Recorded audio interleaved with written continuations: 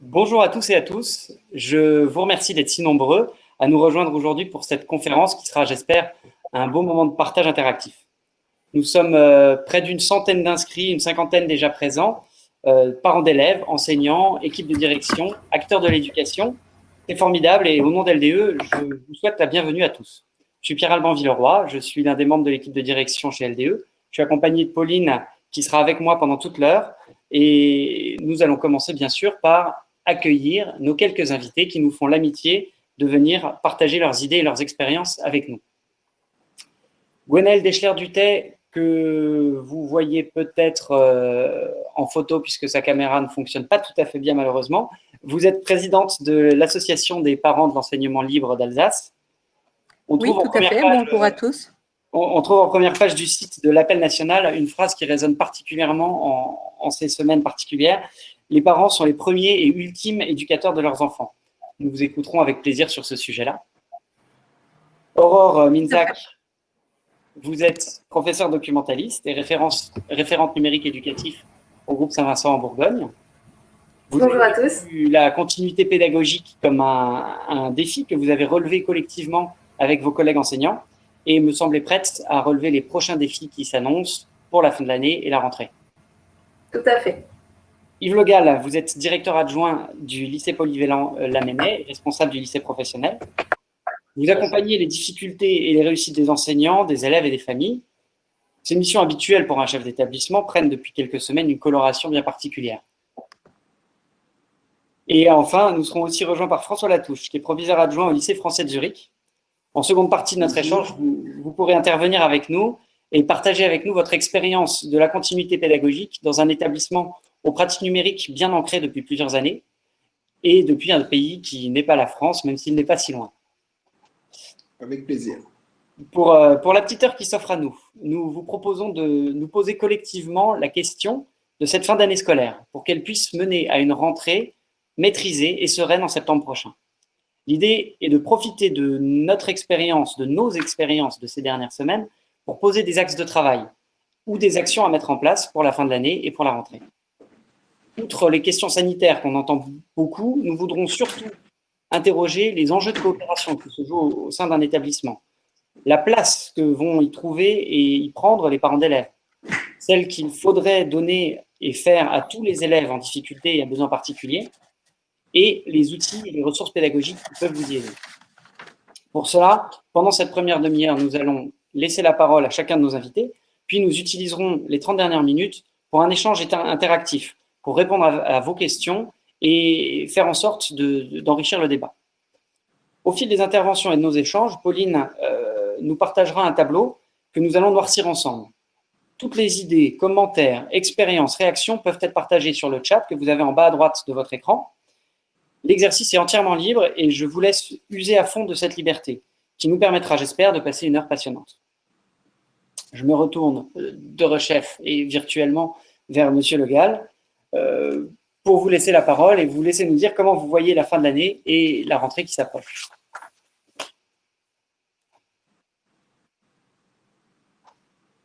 Un certain nombre de questions peuvent d'emblée se poser à chacun et toutes.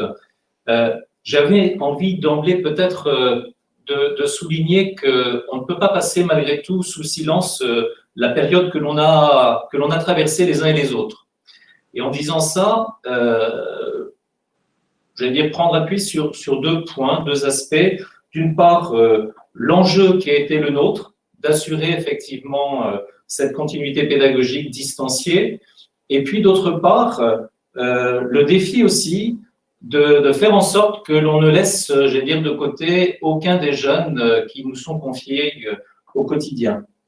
Alors, c'est vrai que cette continuité pédagogique, pour nous, au lycée, elle a pris une couleur particulière. Je veux dire que j'imagine d'autres établissements, collègues ont pu partager cette volonté de maintenir du lien à la fois avec les enseignants, avec les familles, avec les jeunes, au travers de deux outils que l'on a mis en place. Le premier outil, et c'est une newsletter qu'on a, dès les premiers jours, instituée et qui permettait d'être ce fil rouge entre les différents partenaires pour à la fois informer, rassurer, encourager, soutenir pendant ces différentes semaines. Nul ne savait, au moment où le président de la République a pris cette mesure, la durée effectivement de ce confinement. Et je pense que personne ne pouvait mesurer véritablement quel allait en être, je veux dire, à la fois l'enjeu et puis en même temps les résultats. Alors, newsletter à la direction de l'équipe éducative, de la communauté éducative, et puis en même temps, en parallèle, newsletter à la direction des familles, parce que les informations ne sont pas forcément les mêmes. C'était aussi un moment privilégié, je pense, de redire la confiance que l'on peut avoir dans une équipe, la confiance que l'on peut aussi avoir dans les jeunes, et puis cette volonté de faire route ensemble. Alors, c'est vrai que si l'heure actuelle n'est pas encore au bilan, j'ai envie quand même de pointer trois aspects. C'est vrai que les équipes sortent un peu rincées de cette expérience, de ces questionnements, fatiguées par la charge mentale qui était extrêmement importante et déboussolées aussi par cette rupture de cette continuité pédagogique mise en place. Pour autant, je crois qu'on peut dès aujourd'hui retirer déjà un certain nombre d'enseignements. Se dire que cette période inédite pour tout le monde a été aussi l'occasion de renouveler cette expérience pédagogique. Personne, je crois, n'était véritablement préparé à cette rupture, à cette révolution et à la mise en place du numérique à tout va. Alors, des contacts différents sont nés entre les jeunes et les adultes qui ont pu justement initier une relation d'une autre nature, d'une pédagogie souvent plus personnalisée, individualisée. La nécessité également de voir ou de pouvoir mettre en place des outils, là aussi pour tenir compte des publics et des situations diverses. Nous sommes, nous, un lycée polyvalent, donc général, technologique, professionnel, avec des jeunes en situation de handicap, pour lesquels vous imaginez bien que cette rupture d'un présentiel n'est pas chose aisée, et là aussi, il a fallu être inventif. Se rendre compte aussi de cette importance de la relation de proximité, donc faire le lien avec les jeunes, avec les familles, par des contacts téléphoniques, par des visios, etc., etc. Repérer aussi que pour les jeunes, cette expérience, même si parfois elle a été difficilement vécue, parce que l'isolement est complexe, parce que les connexions ne fonctionnent pas toujours, parce que les jeunes peuvent habiter en zone blanche, pour autant, il est déjà possible de se rendre compte que des jeunes ont gagné en autonomie, que des jeunes ont pu, j'allais dire, s'enhardir dans l'utilisation d'outils, dans la diversification de ces outils, que certains ont pu oser parfois poser des questions alors qu'en classe, ils ne le font pas parce que le poids du groupe les en empêche. La progression, j'allais dire que d'un certain nombre d'enseignants ont pu remarquer également dans les apprentissages et dans ces parcours différents.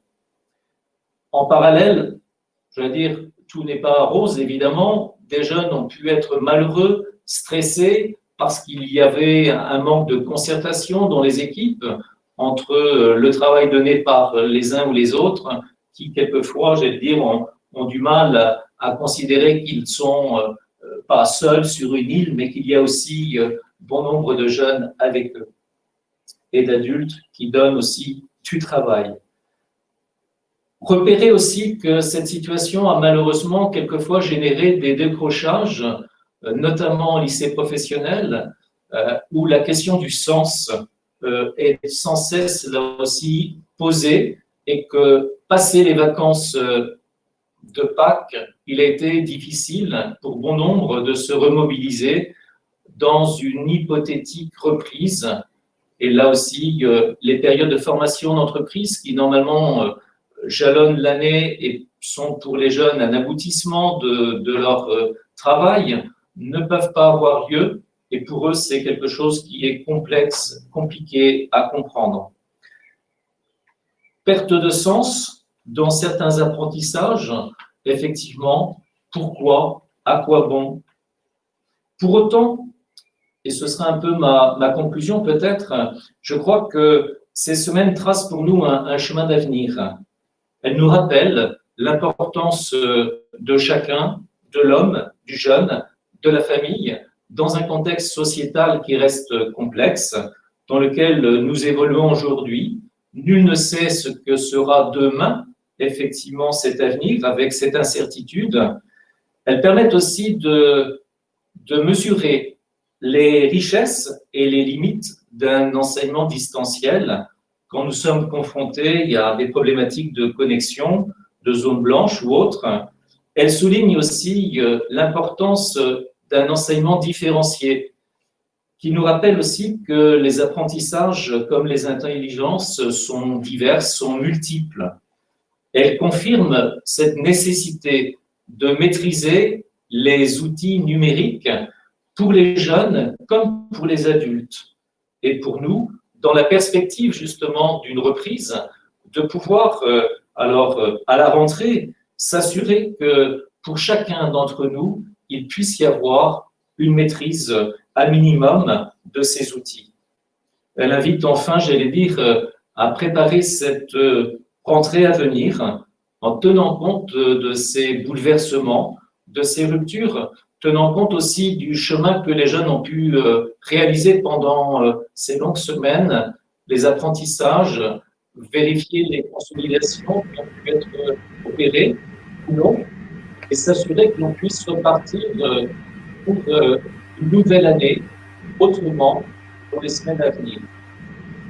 Enfin, je crois qu'elle nous redit que l'on est invité à être créatif, inventif, à toujours donner du sens à nos apprentissages.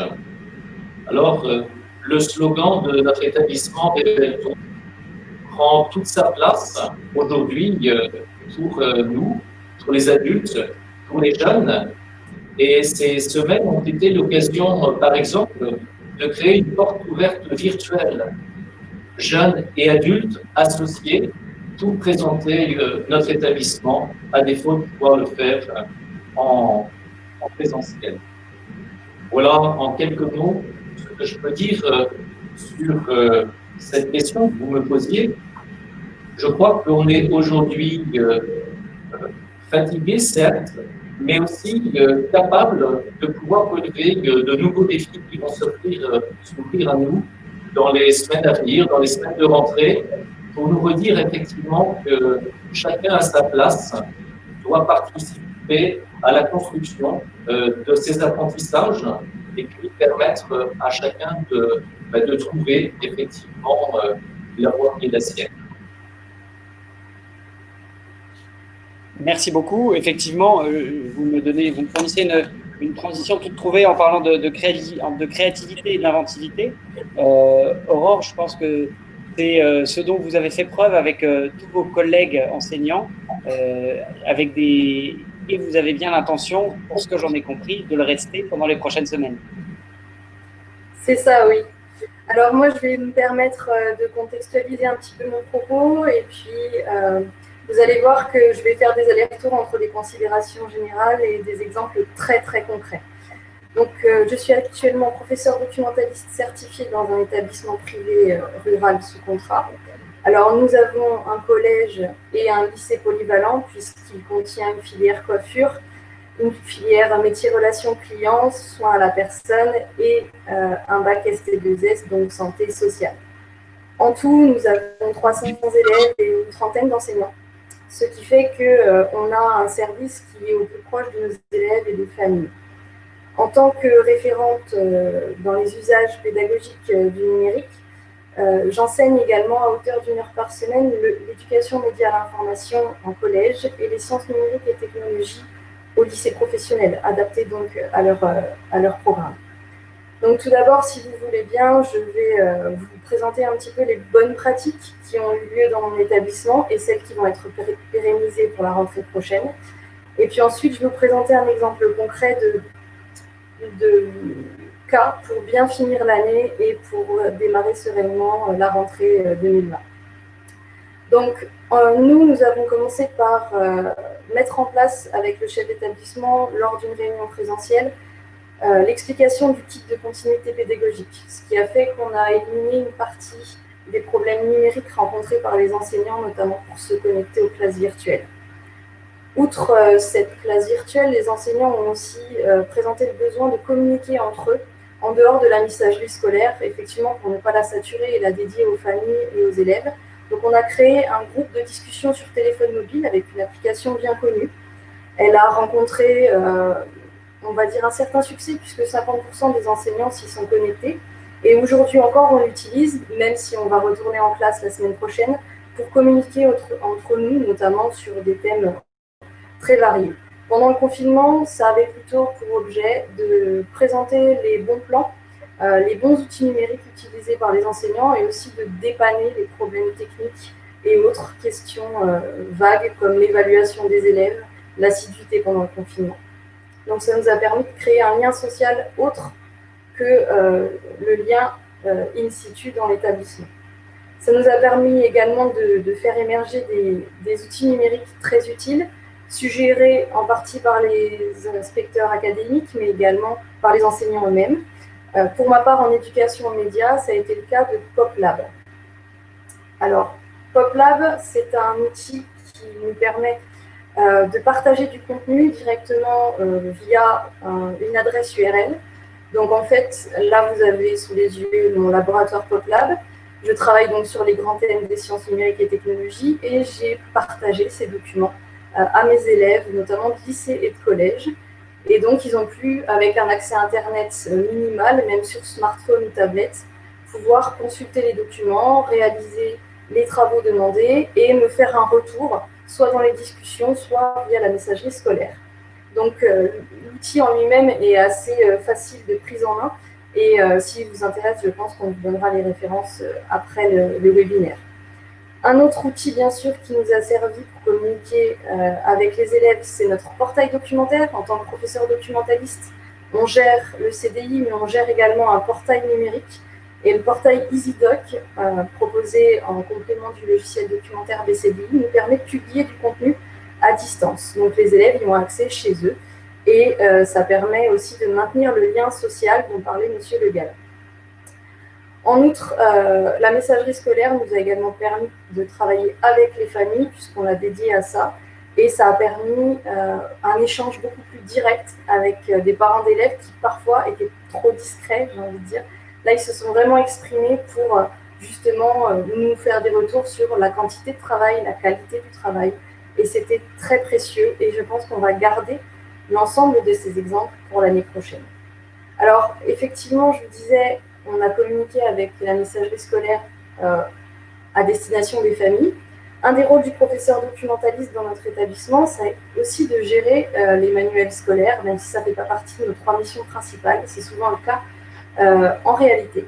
Et donc, du coup, la continuité en distanciel s'est faite avec les manuels numériques. Donc, pour ma part, j'ai communiqué directement aux familles, non seulement les références utilisées par leurs enfants, mais également les sites numériques sur lesquels ils pouvaient les retrouver, ces manuels. Donc, on a eu de vrais échanges et pour le coup, c'est une bonne opportunité pour mettre en avant le travail entre le professeur documentaliste, les enseignants, les chefs d'établissement, les familles et les élèves.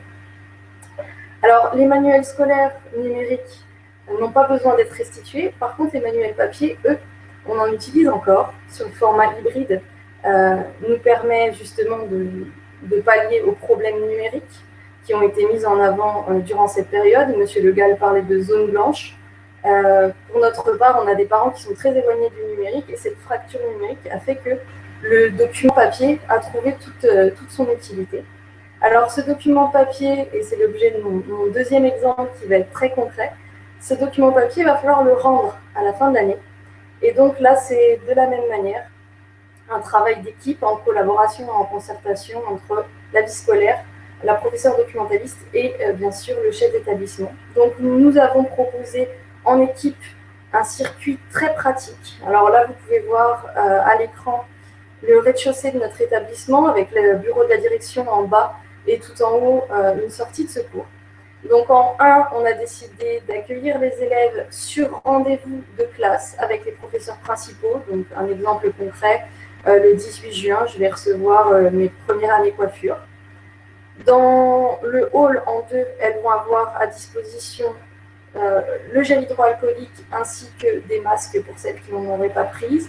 Puis elles vont se diriger en salle des enseignants où là elles vont pouvoir déposer en 3 leurs documents sur les tables. Et grâce au logiciel CrystalWeb que j'utilise maintenant depuis 4 ans en partenariat avec la FDE, je vais pouvoir scanner les codes barres de ces documents sans les toucher.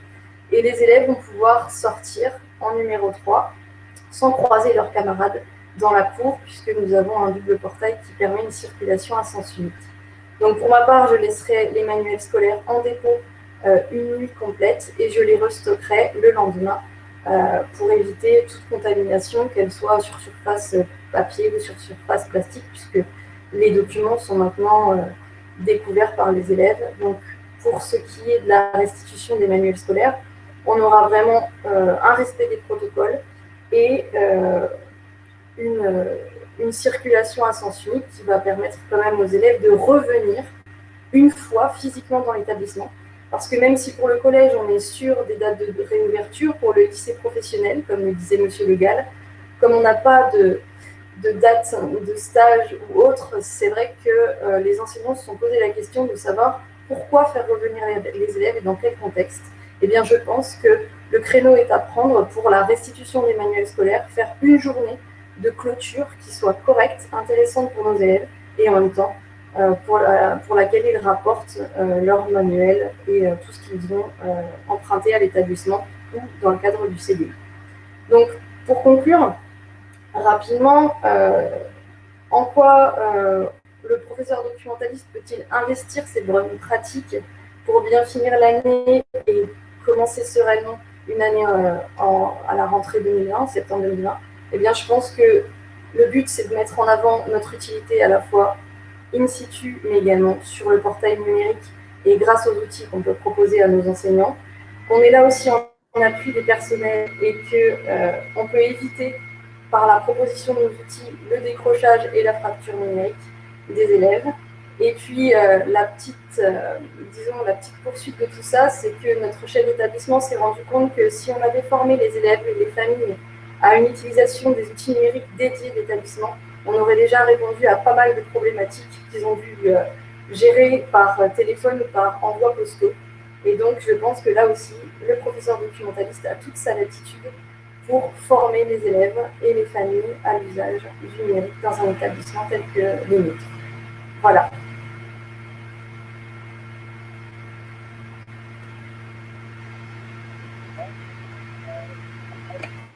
D'autres documentalistes se posent les mêmes questions que toi. Le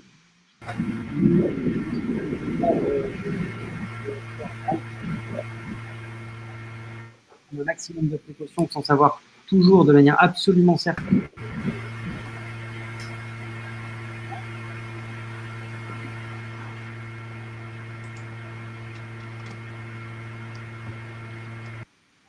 On fait en sorte de limiter au maximum les contacts physiques et on espère, bien entendu, que tout ça se passe de manière fluide pendant cette fin d'année qui va être tout à fait particulière.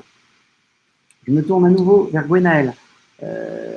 Est-ce que vous pouvez nous donner votre avis de maman d'élèves et de représentante des parents d'élèves sur ces prochaines semaines et les enjeux qui nous attendent pour la rentrée? Oui, alors d'abord, merci à la société LDE de m'avoir sollicité pour apporter mon éclairage de parents à la lumière des témoignages que j'ai pu avoir en tant que représentante d'une association régionale de parents d'élèves.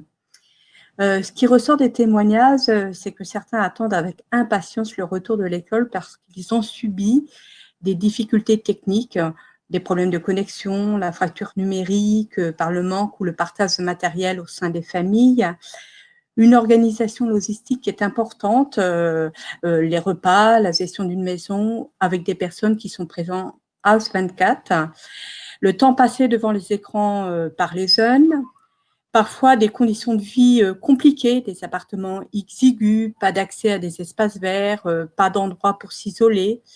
Et puis le quotidien avec la problématique pour certains parents de mener de front leur travail en télétravail et cette continuité pédagogique avec les enfants, surtout quand ils sont petits et moins autonomes. Et même si on ne demandait pas aux parents de remplacer les professeurs et de faire classe, mais plutôt un encadrement. Cela a mis en avant des difficultés qui ont été pour des enfants source de démotivation et parfois de décrochage, il faut bien se l'avouer, qui mettent en relief les différences sociales. Alors d'autres, au contraire, ont constaté que la fermeture des établissements a allégé leur quotidien. D'autres ont pu bénéficier d'un enseignement avec une diversité d'outils numériques comme des cours en ligne sur YouTube, des Padlet, des jeux, des défis, des applications comme le soulignait Aurore ou autres simulations qui pourraient leur faire préférer la poursuite de l'enseignement à distance. On a pu constater que les écoles primaires étaient un peu moins préparées que sur cette transition forcée et qu'elle a pu se faire au détriment des élèves les plus défavorisés avec des difficultés que j'ai évoquées un petit peu avant. Cela a été compliqué pour des enseignants qui se sont retrouvés privés de contact avec leurs élèves et pas toujours formés pour faire cours à distance. Alors se pose une première question, la question de cette reprise et de la rentrée à venir avec beaucoup de questionnements et malheureusement pas toujours de réponse à apporter, en tout cas pour le moment. Au fur et à mesure que les établissements rouvrent, se pose aussi la question et de la nécessité de retrouver un petit peu le chemin de l'école et en priorité pour ces enfants à besoins particuliers qui ont déjà été évoqués. Ça représente quand même 420 000 enfants sur 12 millions d'élèves scolarisés, à peu près 3%, et qui constitue un groupe très diversifié d'enfants qui traduit une attention particulière qu'il faut avoir pour ceux qui ont le plus besoin de l'école, mais que ce confinement et cet enseignement à distance a mis en lumière pour un plus grand nombre d'enfants. Ça pose aussi une autre question pour les adultes qui accompagnent ces enfants, du fait de la diversité des besoins qu'ils ont, comment le faire à distance. Alors, la clé de la réussite de ces enfants réside dans une collaboration efficace entre les acteurs qui les entourent. Ceci implique un partenariat avec la famille, les enseignants, la direction, les spécialistes qui sont en charge du suivi de l'enfant, et bien sûr, tout cela en partenariat avec le jeune, devrait normalement permettre de répondre aux inquiétudes et de renforcer la confiance pour pouvoir avancer. Alors, cette crise Covid-19 a permis de mettre en avant les enjeux de la scolarisation de tous les enfants en permettant de vérifier à plus grande échelle que la diversité des dispositifs pouvait se développer et être bénéfique. Et même si les techniques d'apprentissage à distance ont facilité la continuité des apprentissages, il est nécessaire de se rappeler que l'éducation est fondée sur une relation humaine et un accompagnement des jeunes.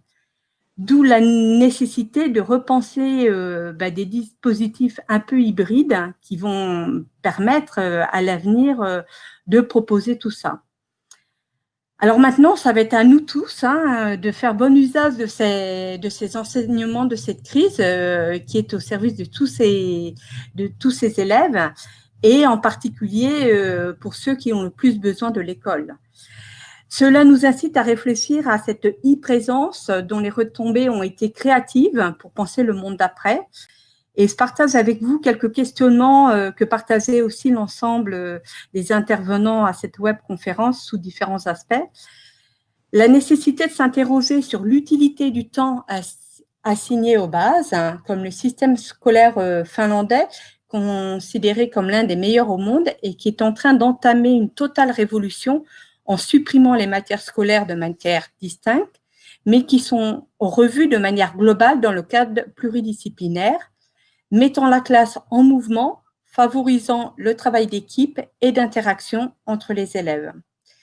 Se demander aussi la réalité de la finalité des devoirs, se questionner sur d'autres formes d'engagement des élèves avec l'abondance de l'information et de sa gestion pour aboutir à la connaissance en développant son sens critique et son sens du discernement.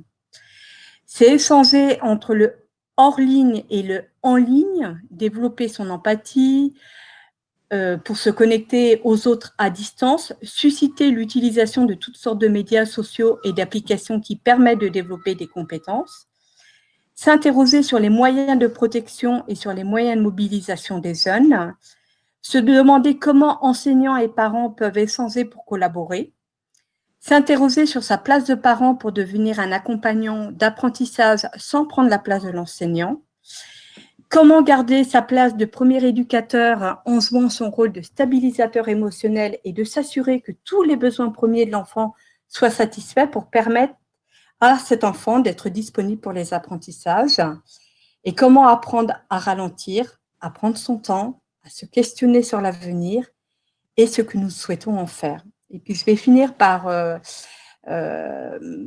une citation que j'ai trouvée, je n'ai pas l'auteur, parce que l'éducation n'est pas qu'une simple transmission, c'est des relations, des émotions, des interactions qui jouent un rôle essentiel pour mémoriser, chercher, expérimenter et oser créer et s'exprimer. Et se dire que l'éducation n'est pas une technologie, mais qu'elle n'est pas incompatible avec elle et peut jouer un rôle de facilitateur dans des compétences transversales.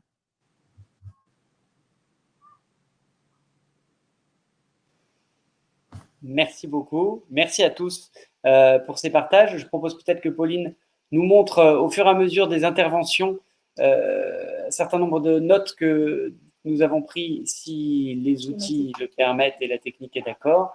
Donc ça va venir. Nous vous partagerons progressivement ces quelques notes sur des éléments que nous avons piochés au fil de vos interventions sur ces 4 enjeux, celui de la coopération au sein de l'établissement, la coopération avec les parents, la place des élèves en difficulté avec toute la diversité de besoins qu'ils représentent et la question des ressources et outils pédagogiques qui peuvent nous aider. On a beaucoup de choses déjà qui sont venues dans ces questions-là. Une question peut-être tout de suite sur la question de la coopération. Nous avons vu dans vos différents échanges que le lien, la relation a été augmenté en volume, c'est-à-dire qu'il y a eu de plus en plus d'interactions des élèves seuls vis-à-vis de leurs enseignants, y compris dans des modèles un petit peu moins formels que celui de la forme scolaire traditionnelle, des interactions plus nombreuses entre des enseignants qui, n'étant plus là, échangent sur des réseaux sociaux, y compris pour des choses extra-professionnelles, des parents qui interagissent plus avec leurs enseignants. Ma question à tous les trois, pour l'instant, est-ce que vous pensez que ces réflexes, ces nouvelles habitudes de communication, tant en volume qu'en format, vont perdurer une fois que la rentrée sera derrière nous, que les enfants se retrouveront à l'école, que les enseignants se retrouveront dans une salle des professeurs, ou est-ce que vous pensez que de nouveaux réflexes qui ont émergé vont être installés de manière pérenne? Je vous invite à lever la main si l'un d'entre vous a envie de me répondre particulièrement. Sinon, Aurore, je vois que tu as pris ton micro. Je pense qu'il faut pérenniser ces actions parce que justement, elles montrent ce dont on parlait au niveau de la créativité et puis aussi du lien entre les familles et les établissements qui gagnent en qualité. Donc, je pense que c'est important de les maintenir et puis de voir aussi comment on peut l'appliquer localement avec nos équipes et nos élèves. Monsieur Le Gall, je voudrais vous redonner accès à votre micro. Alexandre, s'il te plaît. Merci. Oui, je crois qu'effectivement, on ne peut pas faire fi de ce qui s'est passé, c'est ce que j'évoquais tout à l'heure très rapidement, et on ne peut pas non plus laisser de côté, je vais dire, cette expérimentation qui nous a tous bousculés au niveau de cette prise de conscience, là, de cette immersion dans le bain numérique. Et je crois qu'effectivement, il y aura forcément un après qui sera différent de ce qu'on connaissait avant. Après, je ne sais pas si on est en mesure de dire aujourd'hui quel en sera véritablement, je vais dire, le partage entre les uns et les autres. Je crois qu'il faudra qu'on s'interroge sur les pédagogies, vous l'évoquiez tout à l'heure, Madame la Présidente de l'appel. Effectivement, je crois que ça va questionner nos pédagogies, ça va interroger l'équilibre que l'on tente, j'allais dire, un petit peu de mettre en place entre les liens famille, jeunes et adultes. Ça va forcément questionner aussi le travail entre pairs, je crois, enseignants d'une équipe. Là, il y a vraiment beaucoup à faire. Merci. Une autre question, je vois que Philippe Pradel pose la question de la classe inversée. Effectivement, est-ce que la classe inversée pourrait être un modèle ou en tout cas une expérience qui nous permettrait d'aller vers justement ce juste équilibre entre du travail à la maison sur des outils informatiques ou pas et du travail en classe avec peut-être une possibilité de mieux personnaliser le travail une fois que l'enseignant peut avoir échangé avec chacun de ses élèves. Aurore, est-ce que vous avez eu des expériences avec vos collègues de l'équipe pédagogique? Alors oui, effectivement, grâce à PopLab en particulier, et puis grâce aux échanges qu'ils ont eus sur les classes virtuelles du CNED, en fait, ils avaient pris le pli d'envoyer une partie des documents à traiter aux élèves et ensuite de faire une classe virtuelle pour un petit peu structurer ce qu'ils avaient pu voir dans les dossiers et dans les questions argumentées. Ça s'est fait notamment en histoire-géographie sur des dossiers de travaux pour le diplôme national du brevet. Donc après, ce sont des expériences très infimes puisque cette pédagogie de la classe inversée nécessite quand même un coaching, je pense, particulier vis-à-vis des élèves. Et puis aussi, toujours la même question de l'équipement informatique et de la disponibilité de cet équipement informatique dans les familles, parce que souvent, l'ordinateur des parents sert aux enfants et vice-versa, et on ne peut pas tout faire sur un smartphone ou sur une tablette. Donc, ça nécessite de connaître l'équipement de ces familles avec beaucoup de précision, ou d'avoir des classes équipées d'iPad ou ce genre de choses. Merci. Gwenaël, on parle beaucoup de classe inversée dès lors qu'on parle de numérique. On a des associations extrêmement actives sur ce sujet, des gens qui voudraient même renouveler complètement la forme scolaire. Est-ce que c'est un sujet qui parle aux parents d'élèves, à votre avis? Oui, tout à fait. Il faut aussi savoir qu'un bon nombre d'associations de parents d'élèves participent aussi parfois à la réflexion, à la mise en place, à l'équipement aussi sous diverses variées. Ça soulève quand même, je le signalais, des inquiétudes. Le temps passé devant écran est quand même une inquiétude, mais elle permet aussi de se rendre compte que un jeune qui est devant un écran peut être plus concentré aussi dans ce qu'il fait par l'outil qu'il utilise. Donc voilà, non, c'est effectivement, les associations de parents d'élèves participent à cette réflexion aussi. Merci beaucoup. Effectivement, je vois une intervention de Carlos Costa sur la question finalement de la place qu'on donne à tous ces outils informatiques. Est-ce qu'elle n'est pas trop importante et est-ce qu'elle pose question, qu'on soit enseignant, parent d'élèves, sur la place des écrans? Je pense que sur ce sujet, l'expérience de François Latouche et du lycée français de Zurich sera certainement intéressante puisque le lycée français à Zurich a des projets qui sont déployés depuis plusieurs années autour du numérique.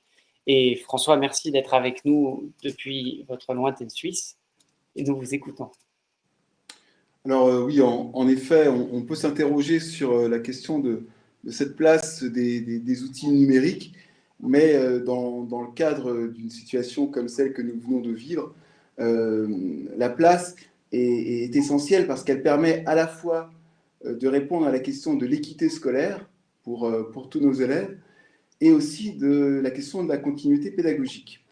Donc je dis l'équité scolaire parce que depuis 3 ans, nous avons équipé tous nos élèves du CP jusqu'à la terminale d'une tablette iPad. Et c'est vrai que quand l'école a fermé le 16 mars et que nous avons mis en place le plan calme, c'est-à-dire que le plan classe à la maison, dès le 17 mars, les élèves recevaient pour les primaires par ISU, qui est une plateforme développée par Apple, et pour les secondaires par Teams, plateforme Microsoft, ils recevaient les contenus pédagogiques.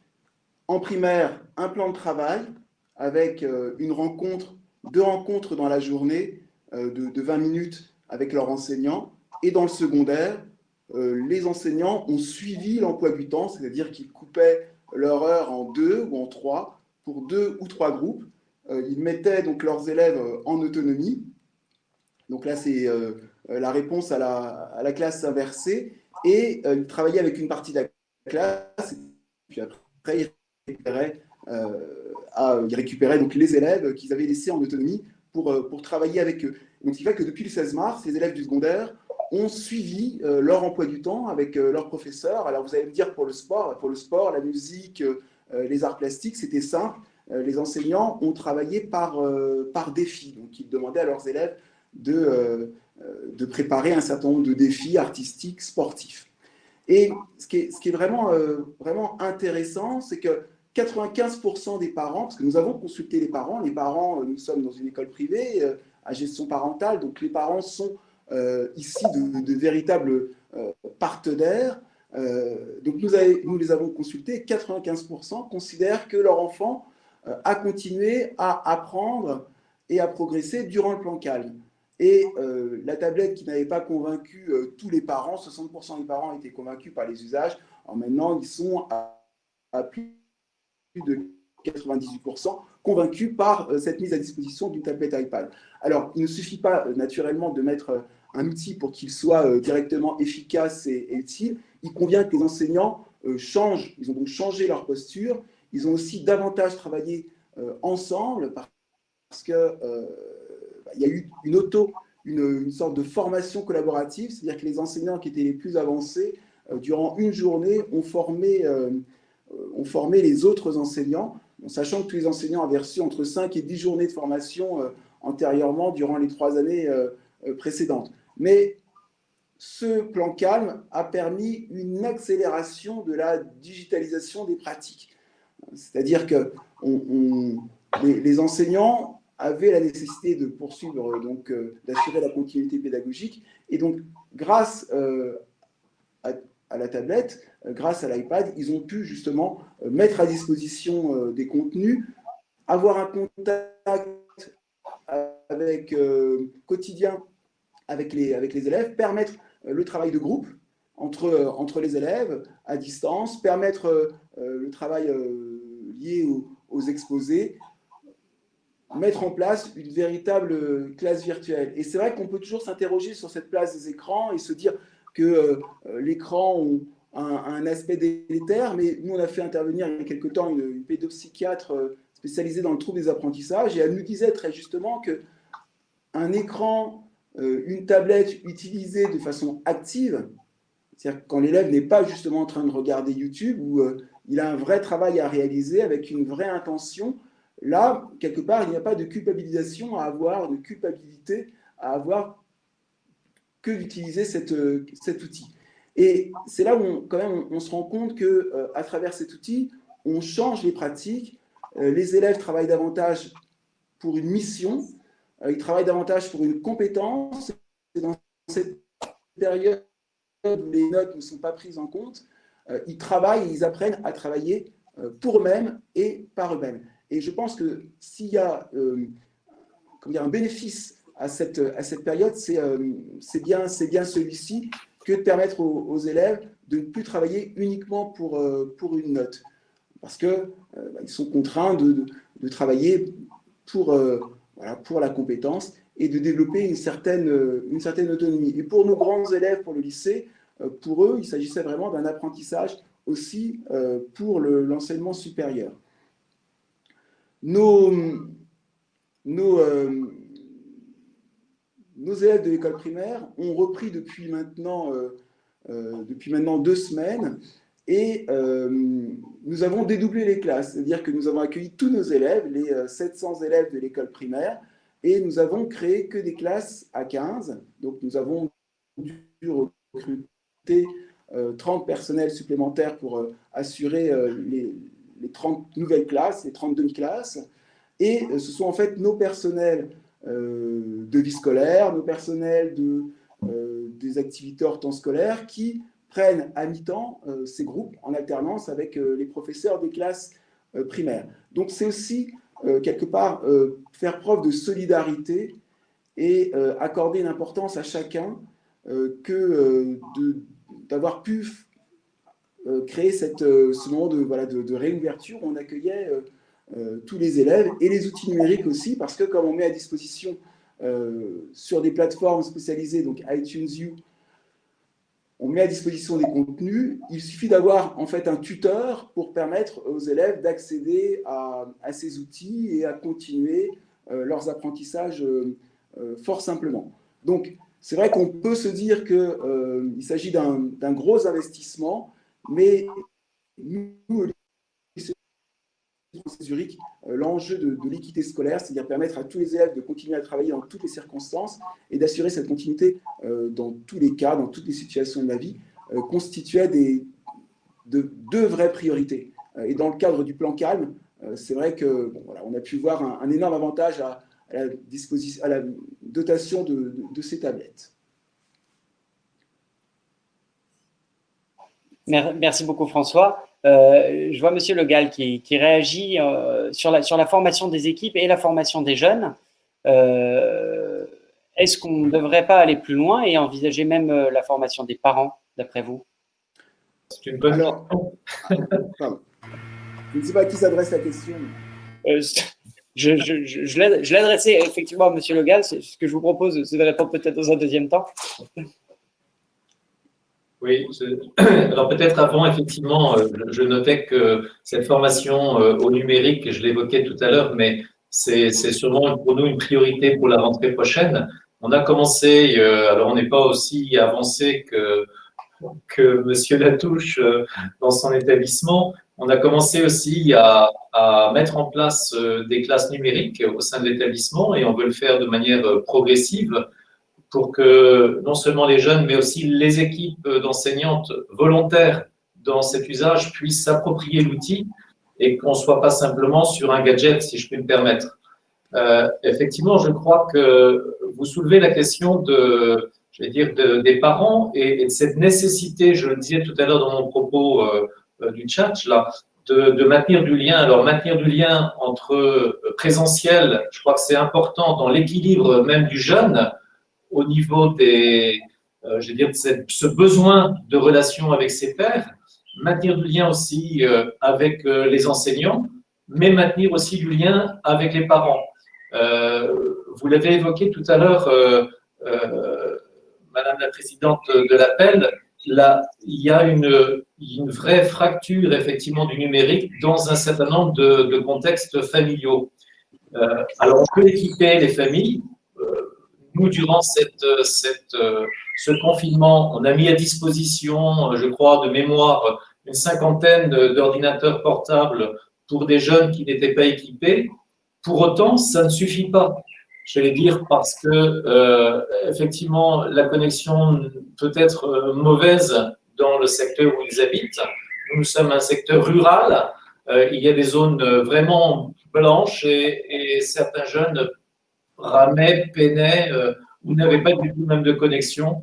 Voilà, j'entends encore des collègues me dire un jeune par téléphone me disait qu'il était allé au bout de sa rue pour avoir voilà, quelque chose et effectivement, ce n'est pas les conditions de travail. Je pense à une étudiante aussi dans une intervention qui disait que pour pouvoir capter. Elle était à sa fenêtre avec son portable à suivre en visio les cours. Je crois que là, il y a un questionnement à avoir, mais je crois que l'initiation et le lien à faire avec les parents est essentiel. Et durant cette période, également avec toute l'équipe des parents d'appel de notre établissement, on a été en lien pour justement pour mesurer un petit peu ce que pouvait être leur attente, leurs besoins. Mais la question du numérique est sûrement une question qu'il faudra reprendre. Merci. François, du coup, effectivement, si vous avez quelque chose à ajouter. Oui, alors, on parle toujours de formation au numérique. Alors, ici, au lycée français de Zurich, on ne parle pas de formation au numérique, ni pour les familles, ni pour les élèves, et encore moins pour les enseignants. On parle avant tout de pédagogie.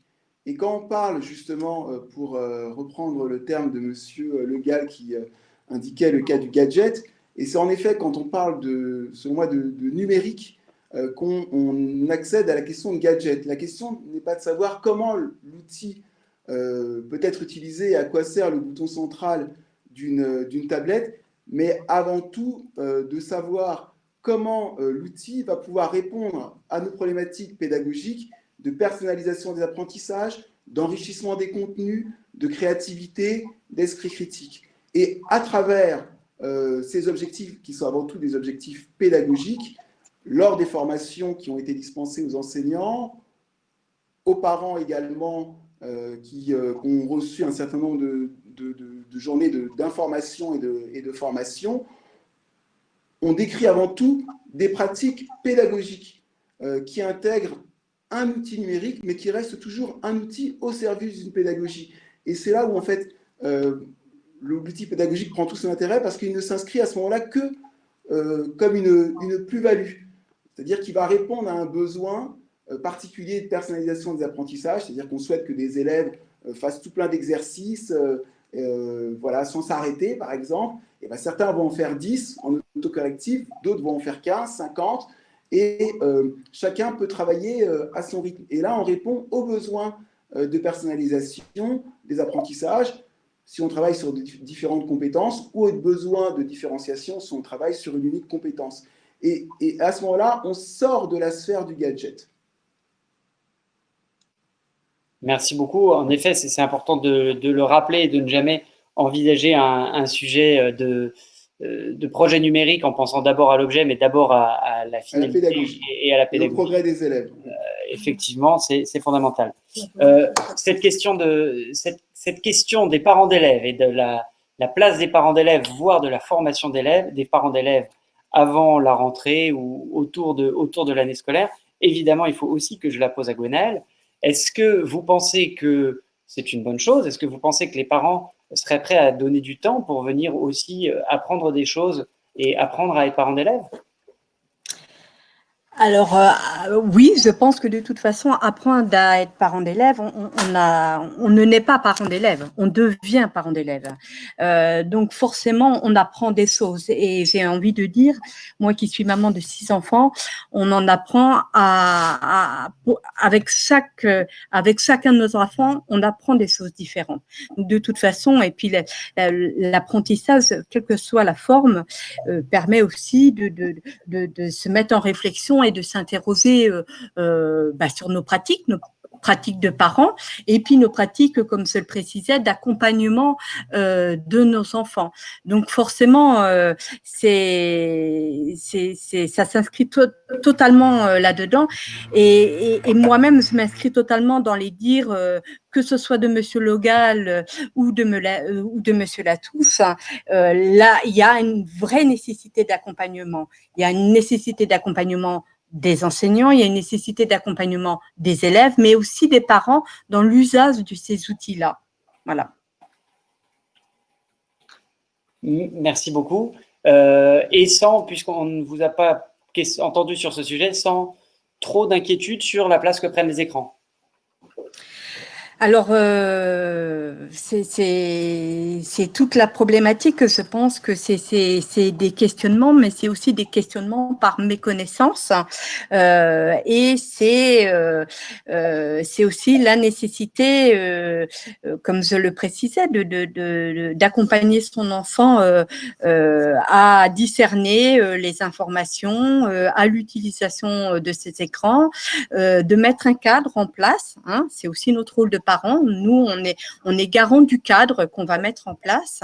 Et donc oui, il y a des inquiétudes, mais il y a aussi d'autres moyens pour les parents que nous sommes de les inviter à développer d'autres compétences transversales et de découvrir la vie sous différents angles qui ne sont pas que des écrans.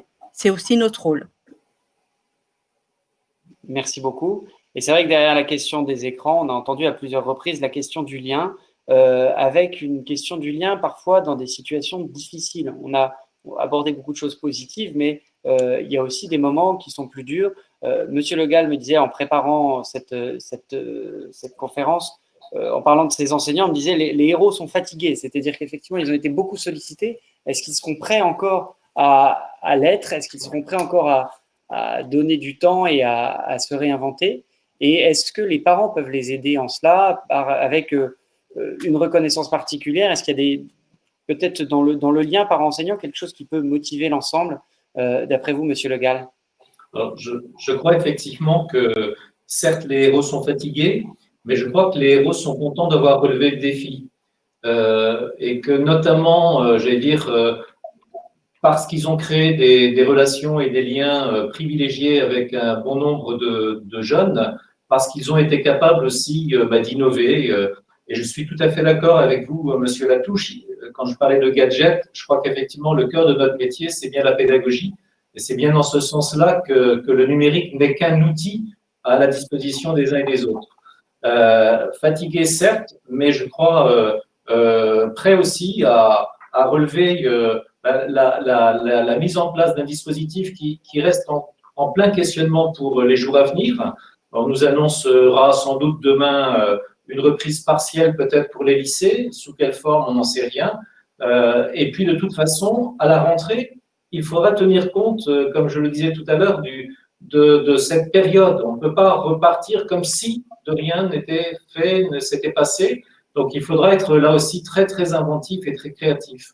Et moi, ce que j'ai ressenti en accueillant, puisqu'on a accueilli déjà des équipes pédagogiques pour essayer de se projeter à la fois dans l'accueil à venir et puis dans la rentrée de septembre, de cette volonté d'accueillir les jeunes là où ils en sont, de pouvoir faire un temps de pause, d'accueillir aussi leurs questionnements. On a bien vu des jeunes en souffrance, oui. On a vu aussi des jeunes heureux de pouvoir respirer autrement, de pouvoir être considérés autrement. Je crois que c'est aussi tous ces éléments dont il faut tenir compte. Merci beaucoup. Aurore, vous avez animé le chat en grande partie depuis 10 minutes. Peut-être le temps touche, le temps que nous avions prévu arrive bientôt à être écoulé. Est-ce que vous avez encore quelques mots à nous dire sur votre ressenti? Est-ce que les enseignants sont prêts à aborder les nouveaux défis qui se présentent à nous et à continuer à inventer et à créer des nouvelles formes pédagogiques? Aurore semble ne plus être là. Écoutez, dans ce cas-là, ce que je vous propose effectivement, notre heure d'échange touche bientôt à sa fin. Je voudrais peut-être vous demander à chacun d'entre vous un dernier mot, peut-être Gwenaëlle, quelques mots pour conclure.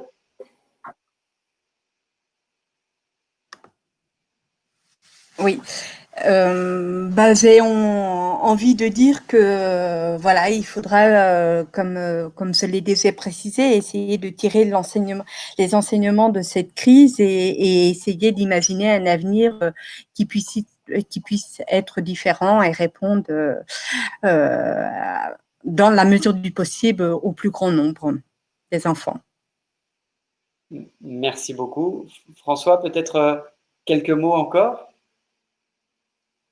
Oui, Je dirais que la pédagogie numérique développée au lycée français de Zurich depuis 3 ans, de façon tout à fait fortuite quelque part, nous a permis de traverser ce moment plus aisément et de montrer à quel point les enseignants, les élèves et les parents en situation de crise pouvaient quelque part rester unis et solidaires pour donner le meilleur pour le progrès des élèves. Ça, c'est le premier point. Et le deuxième point, en tant que responsable de cette pédagogie numérique et de son développement au lycée français de Zurich, je suis particulièrement heureux de cette accélération et du fait que tous les enseignants, quelque part, de concert, aient pu s'investir comme chacun le devait dans cette pédagogie numérique. Donc, j'ose espérer dès le mois de septembre prochain, chacun aura intégré dans ses pratiques davantage de personnalisation, davantage de créativité, davantage de communication et de collaboration pour permettre aux élèves de rentrer et d'acquérir les compétences du XXIe siècle. Merci beaucoup. Monsieur Le Gall, quelques mots pour finir? Je crois que cette période nous a permis de nous rendre compte que des jeunes pouvaient réussir, que des jeunes pouvaient rencontrer des difficultés. Et quand ils rencontrent des difficultés, c'est parce qu'ils perdent le sens de leurs apprentissages. Et je crois qu'il faut absolument que dans les semaines à venir, et sûrement à la rentrée, que l'on puisse se questionner ensemble, toute la communauté éducative, parents, éducateurs, enseignants, sur la question du sens que l'on a envie de donner aux apprentissages pour que les jeunes, effectivement, soient les uns et les autres en mesure de révéler leurs talents, de révéler leurs capacités et de pouvoir, quels que soient, j'allais dire, les outils qu'ils utilisent, effectivement, construire leur projet de formation et leur projet d'avenir. Merci beaucoup. Aurore, vous voilà de retour parmi nous. Quelques mots pour conclure. Écoutez, je tiens à m'excuser pour l'instabilité de ma connexion Internet, déjà d'une part. Vous voyez ce que les élèves peuvent rencontrer au quotidien quand ils ont des maths, du français et autre chose à gérer. Ensuite, je suis très contente des réactions du chat. Merci beaucoup, ça nourrit ma pratique professionnelle et mes coordonnées sont disponibles si vous voulez qu'on discute ultérieurement. Si je devais conclure, je dirais que tout ça, ça a montré que nos élèves étaient capables de s'adapter, mais nos enseignants aussi. Ça a donné de beaux exemples de créativité et de coopération et je pense que dans des moments comme ça, il faut pas forcément craindre, mais justement avoir confiance et non seulement en ses équipes, mais aussi entre la solidarité avec les différents parties d'un établissement pour pouvoir trouver des solutions. En tant que professeur documentaliste, on est souvent seul dans nos établissements et je pense que c'est un sentiment qu'il faut laisser de côté.